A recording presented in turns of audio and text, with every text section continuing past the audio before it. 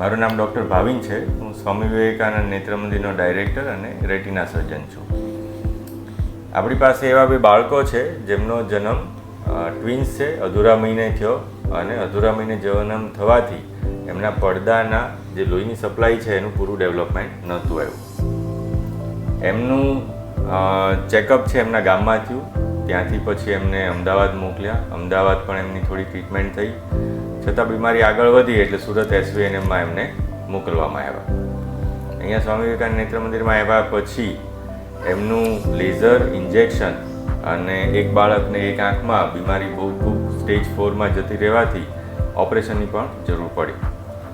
આજે બંને બાળકો 5 મહિનાના થઈ ગયા છે અને એ બંનેને અત્યારે પાછું દેખાતું થઈ ગયું છે અને એના માતા પિતા સામે જોઈ અને એ સ્માઇલ પણ કરે છે. તો આપણે એમની પાસેથી જ જાણીએ કે આ ટ્રીટમેન્ટ કેટલી જરૂરી છે, એમાં એમને શું તકલીફ પડી કે ના પડી. કેમ કે જો આ ટ્રીટમેન્ટ ના થઈ હોત તો હમણાં જ અઠવાડિયા પહેલાં એક બાળક રાજકોટથી આવ્યું, જેણે આ કંઈ ચેકઅપ, ટ્રીટમેન્ટ, લેઝર ઇન્જેક્શન નહોતા કરાવ્યા અને એ સ્ટેજ 5માં જતું રહ્યું. કમ્પ્લીટ પડદા ખેંચાઈ ગયા. એના ઓપરેશન કરવા છતાં એની એક જ આંખ અમે બચાવી શક્યા અને એમાં પણ 5-10% હરેફરે એવી નજર, જેની જો યોગ્ય સમયે ચેકઅપની સારવાર થઈ હોત ને તો એ પણ આ બાળકોની જેમ આજે 100% જોતું. તો આપણે એમને જ પૂછીએ કે તમને જ્યારે આ ટ્રીટમેન્ટ કરી ત્યાંથી અહીંયા આવ્યા તો એ ટ્રીટમેન્ટ કરાવવામાં શું શું તકલીફ થઈ, અને ધારો કે બાળકને દેખાતું જ ના હોત આજની તારીખે તો શું તકલીફ થાય? તકલીફ તો બહુ મોટી થાય, કારણ કે ટ્વિન્સ એટલે ટ્વિન્સમાં બહુ તકલીફ થાય. પણ તમે આ જે ચેકઅપ કર્યા એના બાળકોને, અત્યારે તો બાળકોને કમ્પ્લીટ દેખાય છે, બરાબર ને? તો એના દ્વારા તમારે કોઈ સંદેશો આપવો છે કે ભાઈ આ લોકોનું ચેકઅપ કરવું જોઈએ, ના કરવું જોઈએ, શું કરવું જોઈએ? ના, ચેકઅપ તો ગમે ત્યારે ડૉક્ટર કે એ વખત આપણે બતાવવા આવવું પડે. ચેકઅપ તો તૈયારી જ રાખવી પડે. ચેકઅપની મહિનો કીધું હોય, અઠવાડિયે કીધું હોય. અમને પણ ખૂબ દૂર પડતું હતું, 6 કલાક ને 7 કલાક લાગતા હતા, તો પણ અમે અહીંયા આવતા હતા ચેકઅપ કરાવવા. અત્યારે આપણે જે કરીએ ને એ પછી એમને પાછળ નુકસાન ના થાય. એમને અત્યારે પાછળ બધું સારું થઈ જાય. અત્યારે જે ધક્કા ખાઈએ નાનપણમાં એમનાય તકલીફ ના પડે ને આપણને તકલીફ ના પડે, એના માટે જે ડૉક્ટર કે જે સલાહ આપું બધા એ કરવી પડે. અને ધારો કે આ ચેકઅપ ના કરીએ અને લાઈફ ટાઈમ માટે, અને ચેકઅપ કર્યું તો કંઈ નુકસાન તો આપણને ના થયું, ના, બરાબર ને? લેઝર ઇન્જેક્શન થઈ ગયા તો આંખો બચી ગઈ. ના કરીએ અને બીમારીથી આંખો જતી રહે તો કેવી હાલત થાય? તો આપણે તો અત્યારે ખાલી ચેકઅપ કરાવે એ તો એ ડર લાગે કે ડૉક્ટર શું કહેશે, તો પછી આખી જિંદગી આમ રહે તો આપણે તો કોઈ પેલી એ ના કરે ને. આ તો આપણે હીએ તો બધું દ્રષ્ટિ એમની જતી રહી હોય તો એ નોંધારા થઈ જઈને આપણે શું કરીએ એમ. એટલે ચેકઅપ કે ટ્રીટમેન્ટની તકલીફ તો ખાલી અત્યારે જ છે, અને લાઈફ ટાઈમ ના દેખાય તો આખી જિંદગી તકલીફ.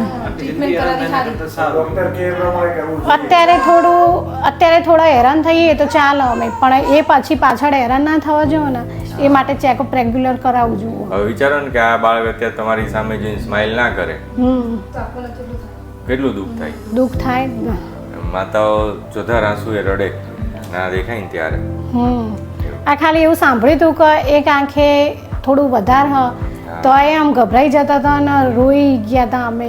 કંઈ સૂઝતું જ નહોતું, પણ એમ થયું કે હવે થોડું તમારી જોડે આવ્યા ને એટલે થોડો સહારો મળ્યો કે ના ભાઈ થાય એવું હો. બધાને ઘણા અહીંયા તમારા પેશન્ટ આવે એ બધાને પૂછીએ કે ના થઈ જાય હ, રિઝલ્ટ સારું મળે હ, એટલે એ પ્રમાણે અમે બધું અહીંયા કમ્પ્લીટ ચેકઅપ કરાવ્યું ને રેગ્યુલર જેમ તમે કીધું એમ એ જ તારીખે અમે આવી જતા.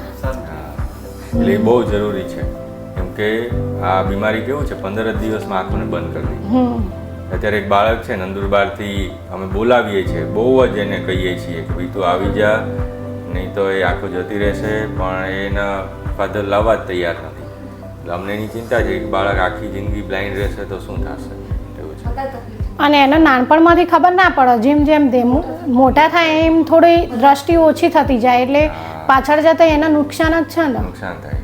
એટલે અત્યારે તો આપણને એમ લાગે કે ના જોઈ હક તો હેડ આપણે નહીં જવું, એમે ઘણા કહેતા હોય કે અસલ જોવો તો હવે નહીં કરાવી ટ્રીટમેન્ટ, હા. પણ ના કીધું જ્યાં સુધી 5 વર્ષ ડૉક્ટર કે 10 વર્ષ કહી તો સુધી 6 મહિના કે 12 મહિના સુધી ટ્રીટમેન્ટ તો ચાલુ જ રખાવાની, કારણ કે એમના પછી પાછળ જતાં એમને નુકસાન ના થવું જોઈએ.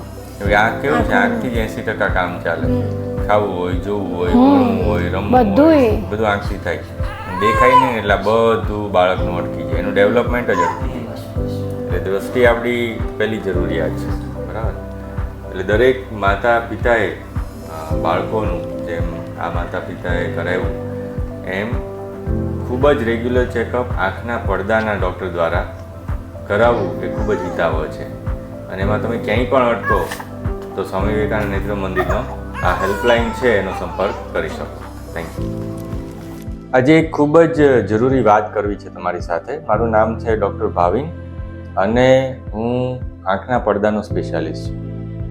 દરેક માતાએ અને દરેક દાદા દાદીએ જાણવા જેવી આ બાબત છે, તો ખૂબ ધ્યાનથી સાંભળજો.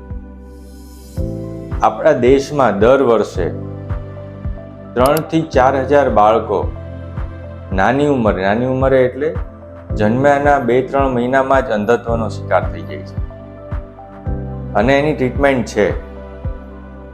તો આપણે જાણીએ કે આવું કયા બાળકોને થાય છે અને એની શું ટ્રીટમેન્ટ કરવી કે જેથી આપણા વહાલસોયા બાળકને આવું સહન ના કરવું પડે. પૂરા મહિને જન્મતા બાળક છે એ 9 મહિને એનો જન્મ થાય છે, પણ જ્યારે અને લગભગ એનું વજન છે એ 2 કિલોથી વધારે હોય છે. પણ જ્યારે આ જ બાળક અધૂરા મહિને આવે છે, એટલે કે 8 મહિના પહેલાં એનો જન્મ થઈ જાય છે અને એનું વજન 2 કિલોથી ઓછું હોય છે, આવા બાળકોનો આંખના પડદાનો વિકાસ અધૂરો રહી જાય છે. જન્મ્યા પછી એનો જે વિકાસ થવો જોઈએ એ નોર્મલ થવાને બદલે એ એક બીમારી છે આરોપી એ સ્વરૂપે જો એનો વિકાસ થાય તો એ બાળક ટૂંક સમયમાં અંધત્વનો શિકાર બને છે. હવે બાળકને તો બોલતા આવડતું નથી અને આ બીમારી આંખની અંદર ચાલતી હોવાથી માતાને આનું ભનક પણ નથી લાગતી. તો આપણને ખબર કેવી રીતે પડે કે આપણા બાળકને આ છે કે નહીં? તો બધા જ બાળકોના ડાક્ટર ખૂબ જ સારી રીતે જાણે છે કે આ બીમારીની નિદાન થઈ ટ્રીટમેન્ટ થવી ખૂબ ખૂબ ખૂબ જરૂરી છે. તો જ્યારે પણ તમે બાળકનો જન્મ પછી એ હોસ્પિટલમાં એડમિટ હશે ત્યારે જણાવશે કે જન્મના 1 મહિના પછી આપણે આનું ચેકઅપ કરાવી લેવાનું છે અને આ ખૂબ જ જરૂરી ચેકઅપ છે. જો તમને આની જાણકારી ડૉક્ટર પાસેથી નથી મળતી તો તમારે સામેથી ડૉક્ટરને જાણ કરવાની છે કે મારું બાળક 8 મહિના પહેલાં જન્મ્યું છે અને એનું વજન 2 કિલોથી ઓછું છે, તો એનું ચેકઅપ પડદાના ડાક્ટર દ્વારા કરાવી લેજો. જન્મથી 1 મહિને આંખના પડદાના ડૉક્ટર અથવા તો તમારો ત્યાંથી હોસ્પિટલમાંથી ડિસ્ચાર્જ થાય એ પહેલાં આંખના પડદાના ડૉક્ટરને બોલાવી અને અચૂકપણે એનું ચેકઅપ કરાવો. ડૉક્ટર છે એ પડદો જોઈને કહેશે કે એનું પડદાનું ડેવલપમેન્ટ પૂરું થઈ ગયું છે કે અધૂરું છે. જો આ ડેવલપમેન્ટ અધૂરું છે તો ડૉક્ટર દર અઠવાડિયે તમારા બાળકને અથવા તો 15 દિવસે તમારા બાળકને ચેકઅપ માટે બોલાવશે. તો આપણે ખાસ જવાનું છે આપણા બાળકનું ચેકઅપ કરવા માટે. ચેકઅપ કરીને જો એને જણાશે કે આ જે બીમારી છે એના ધીરે ધીરે 5 સ્ટેજ હોય છે. જો એ 3જા સ્ટેજને ક્રોસ કરશે તો ઓપરેશનની જરૂર પડશે, જેના ઓપરેશન ખૂબ જ ઓછી જગ્યાએ થાય છે અને થવા છતાં બધી નજર આવતી નથી. તો જો એ બીમારી 3જા સ્ટેજમાં પહોંચી જાય છે તો તમારા ડૉક્ટર બાળકને લેઝર કરવાનું અથવા તો ઇન્જેક્શન આપવાનું સૂચવશે. આ ખૂબ જ સેફ સારવાર છે અને આ બીમારીને અટકાવવા માટે ખૂબ જ કારગર સારવાર છે. તો તમે નિર્ભયપણે આ ટ્રીટમેન્ટ લેજો. આ ટ્રીટમેન્ટ નહીં લઈએ તો શું થાય? જેમ કે હમણાં જ એક બાળક અમારી પાસે આવ્યું દૂરના એક સિટીમાંથી, અહીંયાથી લગભગ 500 કિલોમીટર દૂરથી. ત્યાં એમને ડિસ્ચાર્જ ટાઈમે તપાસ કરી અને પછી કીધું કે તમારું આ બાળકનું ચેકઅપ હવે પછી 15 દિવસે કરાવવા આવજો. પણ કાં તો એ જઈ નહીં શક્યા અથવા તો એમણે એને અનદેખું કર્યું અને જ્યારે બાળક 5 વર્ષનું થયું, 5 મહિનાનું થયું, તો આ 5 મહિને એ બાળકને કંઈ જ નહોતું દેખાતું. પછી એના માતા પિતાને ખબર પડી અને એને ઓપરેશન માટે અહીંયા લાવ્યા. ઓપરેશન કર્યા પછી પણ એની એક આંખ બચી ને એક જતી રહી અને જે બચી છે એમાં પણ વાંચવા લખવાની નજર આવી શકશે નહીં. આવી કરુણાંતિકા આપણા બાળક સાથે ના થાય એનું આપણે ખાસ ધ્યાન રાખવાનું છે. અને આ કોઈ અનકોમન વસ્તુ નથી. ભારત દેશમાં 3 થી 4 હજાર બાળક દર વર્ષે આવી બ્લાઇન્ડનેસ ભોગવી રહ્યા છે.